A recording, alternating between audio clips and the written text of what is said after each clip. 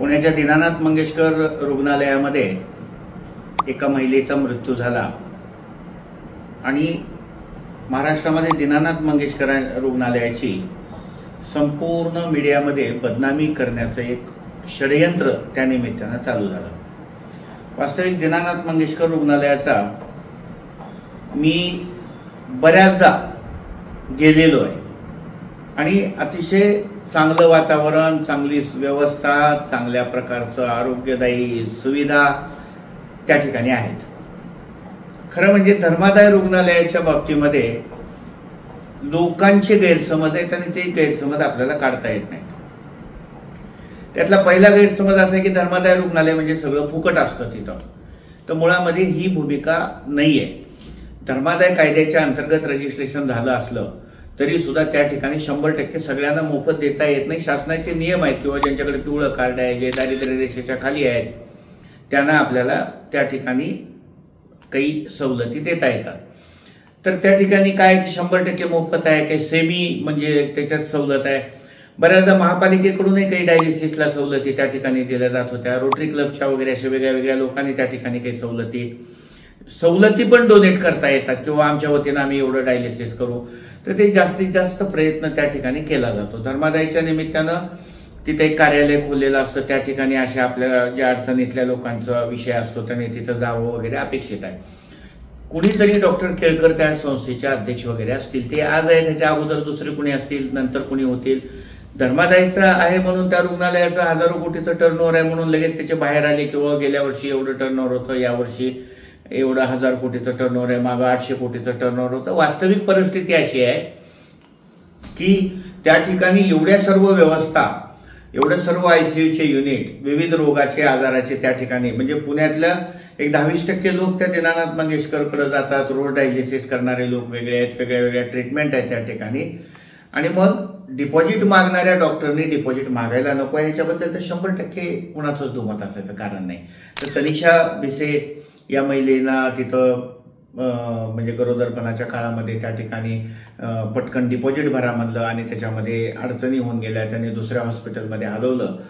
आता या ठिकाणी त्यांनी दुसऱ्या हॉस्पिटलमध्ये हलवलं, त्या दुसऱ्या हॉस्पिटलमध्ये काय नेमकी व्यवस्था तिथं झाली, कशामुळे त्या दगावल्या, हा तर डॉक्टरी तपासाचा भाग आहे।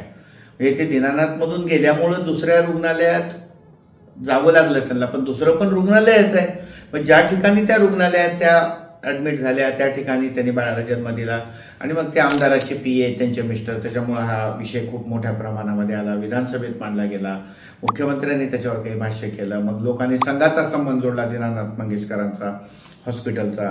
आणि मग त्याच्यामध्ये ती जागा ज्या खिल्लारी कुटुंबाची होती, त्या खिल्लारी कुटुंबाचे व्हिडिओ काही लोकांनी दाखवले की बघा खिल्लारी कुटुंब महापौर असताना तिथं कॅन्सरच्या ट्रीटमेंटसाठी सुद्धा त्यांना तिथं लाईनला थांबावं लागलं, पैसे भरावे लागले।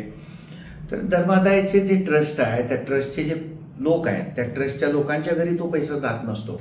म्हणजे समजा दीनानाथ मंगेशकराकडे 1000 कोटी आहे तर त्याच्याची व्यवस्था करतील, अजून काही वेगळे हॉस्पिटल निघतील, अजून त्यांची एक ब्रँच कुठंतरी निघेल। तर हा काही व्यवसाय म्हणून त्याचं लगेच व्यापारीकरण वगैरे झालं तर त्या ठिकाणी शेकडो लोक जेव्हा काम करतात, चांगले चांगले डॉक्टर आणावे लागतात, मग सरकार का नाही करत व्यवस्था? कशाला धर्मादाय रुग्णालयात जाऊ लोक आम्ही का जाणार धर्मादाय रुग्णालयामध्ये?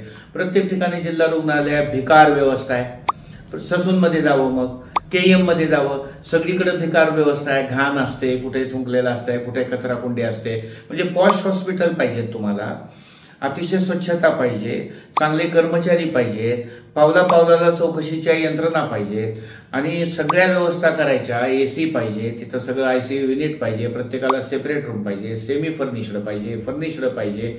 म्हणून दीनानाथमध्ये जायचं, तिथं चांगले डॉक्टर आहेत, तिथं भूलतज्ञ आहेत, तिथं कॅन्सरचे तज्ज्ञ आहेत, तिथं त्या डायलिसिसचे तज्ज्ञ आहेत, मूत्ररोगाचे तज्ज्ञ आहेत, सगळे MD चांगले आहेत, MS चांगले आहेत, DM आहेत, सुपर स्पेशालिस्ट आहेत। मग अशा ठिकाणी या लोकांना पैसे गोळा करावे लागतात आणि मग जे श्रीमंत आहेत त्यांनी पैसेच भरावे, जे मध्यमवर्गीय आहेत त्यांनी थोडे कमी भरावे, जे गरीब आहेत त्यांनी भरूच नये, अशी व्यवस्था असते धर्मादाय कार्यालयामध्ये। तर ते डॉक्टर गैसासला बिचाराला बळीचा बकरा केला असेल, त्यांनी डिपॉझिट भरा म्हणणं म्हणजे आता महापालिकेने एक ठराव केला की धर्मादाय रुग्णालयाने डिपॉझिट मागू नये आणि येईल ते तातडीचे रुग्ण ऍडमिट करून द्यावे। मग कुठून पैसे आणायचे ट्रीटमेंटला? पैसे काय सरकार देणार आहे? महापालिका देणार आहे? किती लोक डोनेशन देतात तिथं? पावत्या फाडत बसतात का येऊन तिथं? आपला पेशंट आल्यानंतर बघा, एखादा पेशंट मृत्युमुखी पडला म्हणून एखाद्या हॉस्पिटलला बदनाम करायचं काही कारण नाही. त्या हॉस्पिटलमध्ये काम करणारे डॉक्टर देवासारखे असतात, ते अतिशय चांगलं काम करतात. आणि अशा डॉक्टरांच्या बाबतीमध्ये कारण नसताना मीडियाने एवढा गोंधळ केला की एक महिलेचा मृत्यू झाला, ही अतिशय दुःखदायक, अतिशय वेदनादायक. कुणाच्याही घरी असं होता कामा नये, हे सत्य आहे. त्या डॉक्टरला काही ज्यांनी कुणी पैसे मागितले, ज्यांनी कुणी चूक केली किंवा त्याने ॲडमिट करून नाही घेतलं किंवा अजून तिथं काही झालं, त्याचा तपास व्हावा, त्याला जबाबदारीनं त्याला शिक्षा झाली पाहिजे. एखाद्या डॉक्टराचं मेडिकल सर्टिफिकेट तुम्ही रद्द करा, त्याचं लायसन रद्द करा, त्याचं जे डिग्री आहे व्यवसाय करण्याची ते रद्द करू शकतो आपण. परंतु एखाद्या हॉस्पिटललाच एकदम बदनाम करण्याची जी पद्धत आहे, लगेच दुसऱ्या बातम्या चालू झाल्या. 48 तासात 22 कोटी रुपये भरा, दीनानाथ मंगेशकर रुग्णालयाला महापालिकेची नोटीस. म्हणजे 10 वर्ष तुम्ही हॉस्पिटलला धर्मादाय म्हणता, तर धर्मादायाचे पैसे माफ करू नये महापालिकेनं. लगेच ठराव करून तुम्ही 22 कोटी भरा, नाही तर आम्ही कोर्टात जातो फलाना करतो. मग महापालिकेला नाही का धर्मादायाची काही जबाबदारी? म्हणजे एकीकडे महापालिका ही सुद्धा एक स्थानिक स्वराज्य संस्था आहे, त्यांनी पण सांगावं की आम्ही पण धर्मादायाला मदत करतो, आम्ही पैसे नाही मागणार. म्हणजे त्या डॉक्टराचं बाहेर हॉस्पिटल फोडलं लोकांनी. एकीकडे धर्मादाय रुग्णालय नावाखाली 22 कोटी रुपये भरा म्हणता आणि दुसरीकडे पैसे घेऊ नका म्हणता. ही कुठली पद्धत आहे? 22 कोटी रुपये कुठून आणायचे मग? म्हणजे मंगेशकरांनी एकदाच काय डोनेशन दिलं असेल आणि त्यांनी लगेच नाव देऊन मोकळं झाले. खिल्लारींनी जागा दिली, बिचारे खिल्लारी साहेबांनी मोठी जागा दिली. खरं म्हणजे खूप मोठं ते दान आहे ते. त्यांच्या पिढ्यानपिढ्या त्याच्यावर जगले असते, एवढे त्याचे पैसे वगैरे, पण मोठं दानशूर व्यक्तिमत्व होतं, जमीन जायदाद होती. त्यांनी दान केलं तर खिल्लाऱ्यांचं नाव त्या हॉस्पिटलने द्यायला पाहिजे. काही हॉस्पिटलमध्ये तिथं ही गोष्ट सत्य आहे की खिल्लाऱ्यांचं नाव त्या ठिकाणी द्यायला पाहिजे. ह्याच्याबद्दल दुमत असायचं कारण नाही. बिसी नावाची महिला जी मृत्युमुखी पडली, ती आता बिचारी येऊ शकणार नाही कधीच आपल्या पृथ्वीवर. पण जी घटना घडली त्याची चौकशी करून संबंधित दोषी लोकांना सजा झालीच पाहिजे. परंतु संस्था म्हणून कुठं महाराष्ट्रात कुठं भूकंप झाला तर काय मुख्यमंत्र्याला कोण दोषी धरणार? डॉक्टर केळकर प्रश्नाचं उत्तर न देता गेले वगैरे ज्या बातम्या आल्या, तर ह्या सगळ्या अतिशय म्हणजे बघा, जे संबंधित लोक आहेत त्यांच्यावर गुन्हेही दाखल झाले पाहिजे. धर्मादाय कार्यालय काय करतं? धर्मादाय कार्यालयाची काय जबाबदारी आहे? मी तुम्हाला आश्चर्य सांगतो की न्यायमूर्ती शिवकुमार डिगे जेव्हा जॉईंट चॅरिटी कमिशनर पुण्याला होते आणि त्याच्यानंतर ते महाराष्ट्राचे चॅरिटी कमिशनर झाले, आज ते उच्च न्यायालयाचे न्यायमूर्ती आहेत. त्यांनी नानावटी रुग्णालयामध्ये एकदा स्टिंग ऑपरेशन केलंय चॅरिटी कमिशनर असताना. मग आताचे चॅरिटी कमिशनर काय करतात? जॉईंट चॅरिटी कमिशनर काय करतात? त्यांच्या ताब्यामध्ये हे सगळं रुग्णालयाचं व्यवस्थापन. धर्मादायचा मालक केळकर नाहीये. केळकर एका संस्थेचे अध्यक्ष असतील. धर्मादायच्या कुठल्याही संस्था, मग त्या शैक्षणिक संस्था असो किंवा हॉस्पिटल असो, त्याचे पूर्ण पालक हे धर्मादाय आयुक्त आहेत. मग धर्मादाय आयुक्तावर केस करणार का? जॉईंट चॅरिटी कमिशनरवर केस करणार का? काय चाललंय? त्यांच्या काय जबाबदारी आहेत? म्हणजे फक्त उगी तारखा देत राहायचा. धर्मादायचे सुद्धा जे लोक आहेत ना, त्याच्यामध्ये अर्धे ज्युडिशियरीचे लोक आहेत, अर्धे राज्य शासनाचे लोक आहेत. त्यामुळे ज्युडिशियरीचे लोक आले की ते तारखा वगैरे देतात असं लोक म्हणतात, वकील म्हणतात. राज्य शासनाचे लोक आले तर तिथं कुठंतरी करप्शन होतं, भ्रष्टाचार होतो, असंही तिथं चर्चा असते. परंतु प्रशासनाची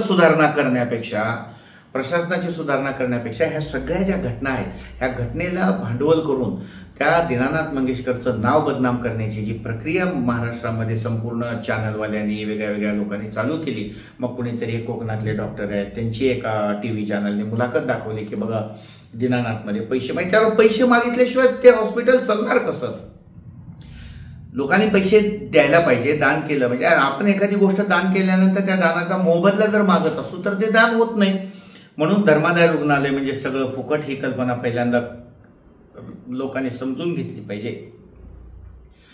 आता धर्मादाय रुग्णालय असताना सुद्धा एवढं छान रुग्णालय म्हणून त्याचं कौतुक करण्यापेक्षा मग ससूनमध्ये जायचं ना बाबा, कुणाला जायचं त्याने. ससून बघा तुम्ही कसले फाटके रुग्णालय आहेत, घाण आहेत तिथले. ते लोक बघा कसे. परवाच्या त्या प्रकरणामध्ये त्या मुलांनी धडक मारली त्या कल्याणी नगरच्या, तर त्याचे रिपोर्ट बदलणारे कुठले हॉस्पिटल होते, कुठले डॉक्टर होते. मग सरकारी रुग्णालय काय एवढे भिकार आहेत, काय एवढे उकंड्यासारखे आहेत, काय एवढे घाण आहेत, त्याची चर्चा आपण का करत नाही?